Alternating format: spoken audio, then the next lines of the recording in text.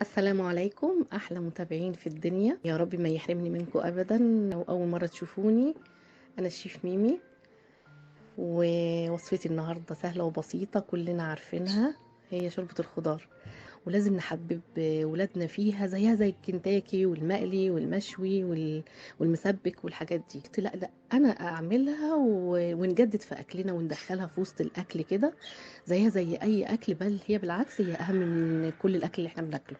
دي تقولوا لي اكمل بصوتي ولا اخليني زي الاول الفيديو من غير صوت خالص؟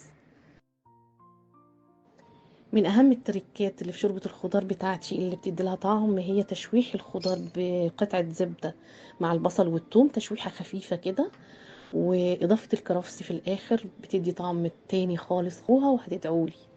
هسيبكم دلوقتي مع الوصفة، ولو عجبتكم وصفاتي ياريت تدعموني وتعملوا لي فولو. كان معاكم الشيف ميمي لو اول مرة تشوفوني.